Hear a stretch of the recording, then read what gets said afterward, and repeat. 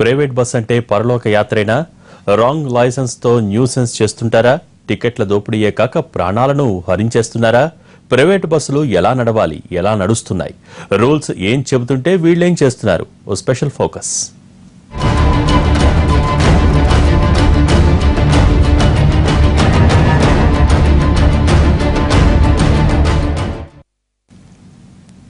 Private travels ఒక mafia. నిబంధనలకు విరుద్ధం అక్రమంగా తిరుగుతున్న బస్సులు, పార్టీల అండదండలతో ప్రైవేట్ ట్రావెల్ యాజమాన్యాల అరాచకాలు, బయట రాష్ట్రాల్లో రిజిస్ట్రేషన్, ఇక్కడ ఎడాపెడా తిప్పటం, ప్రాణాలు తీయటం, ఇవి ప్రైవేట్ ట్రావెల్స్ మీద వెల్లువెత్తున్న ఆరోపణలు. అందుకు తగిన విధంగానే దుర్ఘటనలు.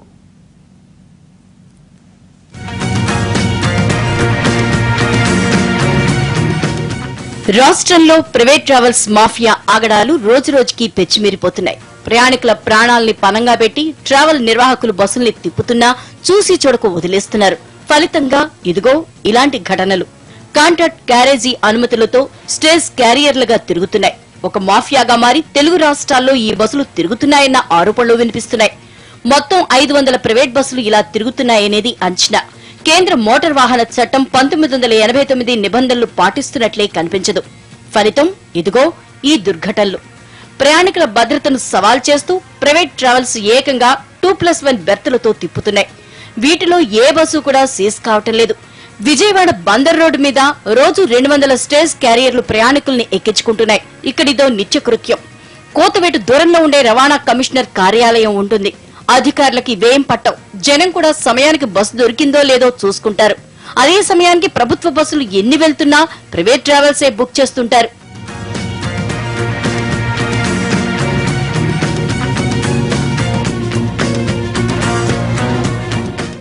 టూరిజాన్ని ప్రోత్సహిస్తున్న అరుణాచల్ ప్రదేశ్, పాండిచేరిలో రవాణా పన్నులు తక్కువ. ఏడాదికి ఒక బస్కు 17,000 చెల్లించి ఆల్ ఇండియా పర్మిట్లు పొందొచ్చు. అదే తెలుగు రాష్ట్రాల్లో పర్మిట్లు పొందాలంటే 3 నెలలకోసారి బస్సులో ఒక్క సీటుకు ఏపీలో 3,750, తెలంగాణలో 3,675 రూపాయలు చెల్లించాలి. దీన్ని దృష్టిలో పెట్టుకుని ప్రైవేట్ ట్రావెల్స్ తమ బస్సులను అరుణాచల్ ప్రదేశ్ రిజిస్ట్రేషన్ చేయిస్తున్నారు. ఇలాంటి రిజిస్ట్రేషన్లు చెల్లించి పర్మిట్లు పొందాలంటే ఆ రాష్ట్రం మీదుగా కానీ ఆ రాష్ట్రంలో కానీ బస్సులు తిరగాలి. కానీ మన ప్రైవేట్ ట్రావెల్స్ ఈ పర్మిట్లతో ఏపీ, తెలంగాణ నుంచి షిరిడి, బెంగళూరు, చెన్నై, భువనేశ్వర్ తదితర ప్రాంతాలకు తిప్పుతున్నారు. అక్రమ బస్సులపై ఎన్ఫోర్స్మెంట్ తనిఖీలు చేయాలని ఆదేశిస్తామంటోంది రవాణా శాఖ. వీటిని అధికారులు పట్టించుకున్నట్లే కనిపించదు. ఎవరి దందా వాళ్లది. అసలు అలాంటి నిబంధనల అతిక్రమణలు జరిగితేనే కదా తమకు కాసుల పంట. ఇది తంతు. అధికారులు మామూళ్ల మొత్తులో జోగుతుంటే నిబంధనలకు విరుద్ధంగా బస్సులు నడపడంలో భాగంగా డ్రైవర్లు నిద్రమత్తులోకి జారుకుంటుంటే ఇలాంటి ఘటనలే జరుగుతాయంటున్నారు సామాజికవేత్తలు.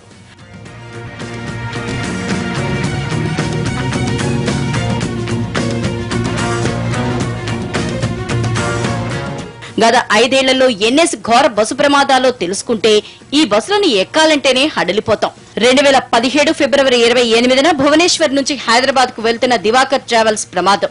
కృష్ణా జిల్లా ముండ్లపాడు దగ్గర జరిగిన ఈ యాక్సిడెంట్ లో 10 మంది మరణించారు. 2016 సెప్టెంబర్ 16న హైదరాబాద్ నుంచి షిరిడి వెళ్తున్న ఒక ప్రైవేట్ ట్రావెల్స్ స్లీపర్ బస్ ప్రమాదం చేదు జ్ఞాపకాలు ఎవరూ మర్చిపోలేదు. కర్ణాటకలోని హుమ్నాబాద్ దగ్గర ఈ బస్ తగలబడిపోయింది. ఈ మంటల్లో చిక్కుకుని 3 ఏళ్ల చిన్నారి విహన సజీవ దహనం ఇప్పటికీ కళ్ల ముందు కదలాడుతూనే ఉంది. అనుమతి లేని, సురక్షితం కాని స్లీపర్ బస్సుల్లో ప్రయాణించడం వల్ల ఎంతమంది ప్రాణాలు పోతున్నాయో, ఎందరూ ఆసుపత్రి పాలవుతున్నారో తెలిసి కూడా మన అధికారులలో అదే నిర్లక్ష్యం.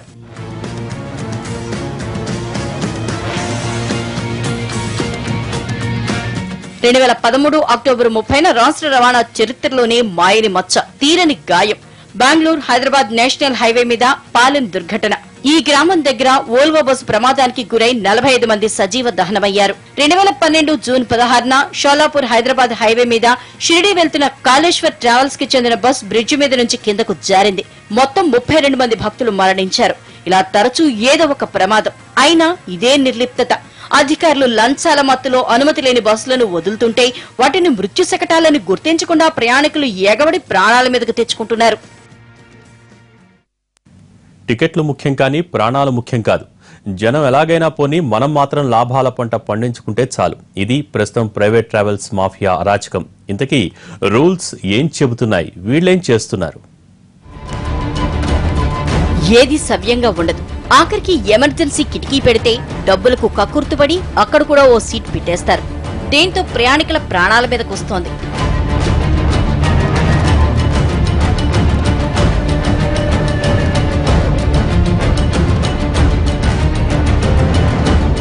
ప్రైవేట్ ట్రావెల్ బస్సులు 100 నుంచి 120 కిలోమీటర్ల స్పీడ్తో నడుపుతుంటారు.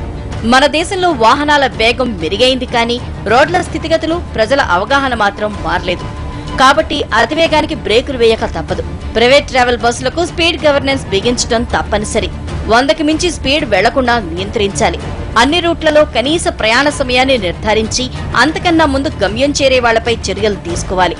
తిరుమల నుంచి తిరుపతి ఘాట్ రోడ్లో ఇలాంటి ఏర్పాట్లే చేశారు.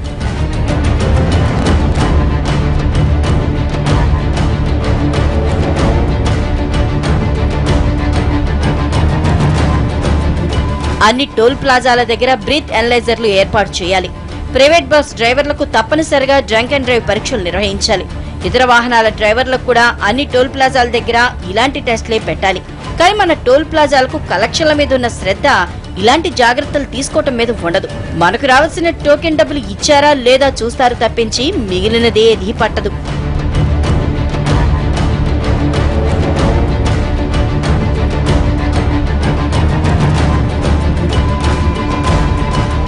ఆర్టీసీ బస్సులు తగినన్ని లేకపోవటం ప్రైవేట్ ట్రావెల్స్ కి వరంగా మారిపోతున్నాయి.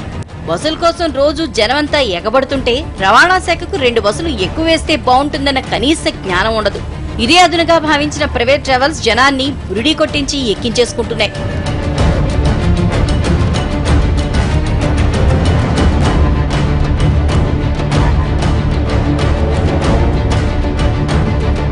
ఈ రోజు దివాకర్ ట్రావెల్స్ కి జరిగిన ప్రమాదం రేపటి రోజున ఇతర బస్సులకు కూడా జరగచ్చు.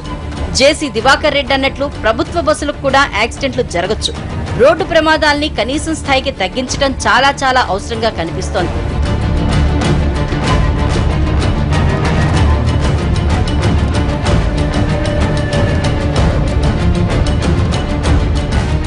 బస్కు ఇన్సూరెన్స్ ఉందో లేదో కూడా చూడాల్సిన బాధ్యత అధికారులకు ఉంది. ట్రావెల్ బస్సులు యాజమాన్యాలు లంచాలతో వీళ్ల కళ్లు మూయించేస్తుంటారు. కాబట్టి ప్రయాణికులే ఇలాంటివన్నీ చెక్ చేసుకునే అవకాశం కల్పించాలి. అంటే ప్రతి బస్సు టికెట్ మీద ఇన్సూరెన్స్ నెంబరు వచ్చేలా ప్రభుత్వం చర్యలు తీసుకోవాలి. అంతేకాదు బస్సులో అందరికీ కనిపించేలా బీమా కంపెనీ పేరు, ప్రీమియం చెల్లించిన రసీదు నెంబరు డిస్ప్లే చేయాలి. ఇలా చేస్తే ప్రతి ఒక్క ప్రయాణికుడి మీద బీమా ఎగ్గొట్టడం వీలైనంత తగ్గుతుంది. ఫోకస్లో షార్ట్ బ్రేక్ తీసుకుందాం. ఇంతకీ ఈ స్టేజ్ క్యారియర్లు అంటే ఏంటి? కాంట్రాక్ట్ క్యారేజ్కి దీనికి తేడా ఏంటి? అసలు ఈ అనుమతులు ఎవరికిస్తారు? ఎవరు వాటిని నిబంధనలకు విరుద్ధంగా వాడుతున్నారు? Let's watch the story. ఆర్టీసీకి మాత్రమే స్టేజ్ క్యారియర్ గా తీసుకెళ్లే అవకాశం ఉంది. రవాణా నిబంధనల ప్రకారం ప్రైవేట్ బస్సులకు అనుమతులు ఉండవు. ఆర్టీసీ బస్సుల్లో మాత్రమే ఒక్కో స్టేజీకి ఒక్కో ఛార్జీ తీసుకునే వెసులుబాటు ఉంది. ప్రతి స్టేజ్ దగ్గర ప్యాసింజర్లను ఎక్కించుకోవచ్చు. ఇందుకు అనుగుణంగా పన్నులు కడతారు. ఇక ప్రైవేట్ వాహనాలన్నీ కాంట్రాక్ట్ క్యారియర్లుగానే నడపాలి. ఒక చోట బస్సులు జనాన్ని ఎక్కించుకుని మరో చోట దింపాలి. ఆర్టీసీ లాగే వీళ్లు కూడా ఎక్కడ పడితే అక్కడ జనాన్ని ఎక్కించుకుంటున్నారు. వీళ్లను నివారించడంలో ఆర్టీఏ అధికారులు చేతులెత్తేస్తున్నారు.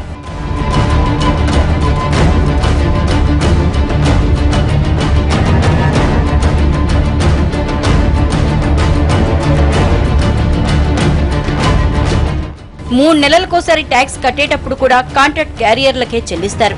నిన్న ప్రమాదం జరిగిన బస్సులో కాంట్రాక్ట్ క్యారియర్ పర్మిషన్ తీసుకుని 4-5 స్టేజీల్లో జనాన్ని ఎక్కించుకున్నారు. బస్సు విషయంలో పాటించాల్సిన రూల్స్ కూడా ఏమాత్రం పాటించినట్లు కనిపించదు. 300 కిలోమీటర్లు దాటితే రెండో డ్రైవర్ ఉండాలి. ఇది పూర్తిగా విఫలమవుతూ వస్తోంది.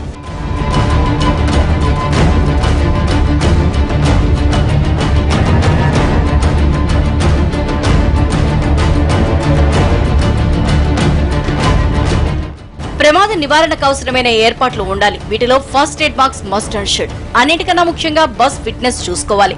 డ్రైవర్ కి రెస్ట్ ఇవ్వడం అన్నింటికన్నా ముఖ్యం. మన వాళ్ళకి అలాంటిది ఒకటి ఉందనేదే తెలీదు. దొరికాడంటే శాంతం వాడేయటమే. దివాకర్ బస్ డ్రైవర్ ఆదినారాయణ రెడ్డి విషయంలో ఇదే జరిగిందని అంటున్నారు.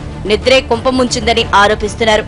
ప్రమాదం జరిగిన వెంటనే అద్దాల్ని పగలగొట్టడానికి సుత్తి తదితరాలు ఉండాలి. అగ్ని నివారక పరికరాలు అందుబాటులో ఉంచాలి. కానీ ఈ బస్సులో అలాంటి ఏర్పాట్లున్నట్లు కనీసం డ్రైవర్ కూడా తెలీదు.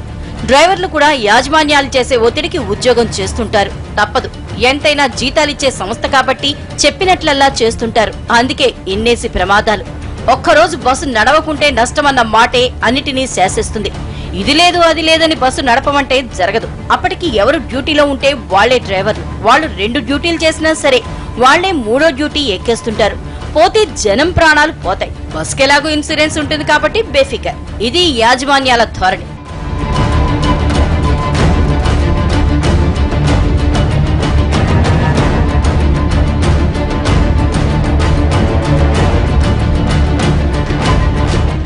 దేనికి తోడు లెక్కలేనని నిర్లక్ష్యాలు. దివాకర్ బస్ రిజిస్ట్రేషన్ సమయంలో కాంట్రాక్ట్ క్యారియర్ గా రిజిస్టర్ అయింది. ప్రయాణికుల్ని మాత్రం ఇష్టం వచ్చినట్లు ఎక్కించుకున్నట్లు తెలుస్తోంది. కాంట్రాక్ట్ క్యారియర్ అంటే బస్సు బయలుదేరే చోటు మాత్రమే ప్రయాణికుల్ని ఎక్కించుకోవాలి. మధ్యలో ఎవరిని ఎక్కడా ఎక్కించుకోకూడదు. స్టేజీ క్యారియర్ రిజిస్ట్రేషన్ ఉన్నప్పుడు మాత్రమే మధ్యలో ప్రయాణికుల్ని ఎక్కించుకోవాలి. కానీ అలా చేయలేదు. భువనేశ్వర్ లో బయలుదేరిన దివాకర్ ట్రావెల్స్ శ్రీకాకుళం, విశాఖపట్నం, విజయవాడ, భువనేశ్వర్, టెక్కలి, బెహరంపూర్ లో కూడా ప్రయాణికుల్ని ఎక్కించుకున్నట్లు తెలుస్తోంది. ఇదే బస్సును గతంలో ఆర్టీఏ అధికారులు పట్టుకున్నారు. మితిమీరిన వేగంతో వెళ్తున్న ఈ బస్సును గత ఏడాది సంక్రాంతి సందర్భంగా కత్తిపూడి చెక్ పోస్ట్ దగ్గర అధికారులు పట్టుకున్నారు. డ్రైవర్ కి జరిమానా కూడా విధించారు. కానీ ప్రయోజనం కనిపించలేదు. ఇదే బస్సు ఇప్పుడు 11 మందిని పొట్టన పెట్టుకుంది.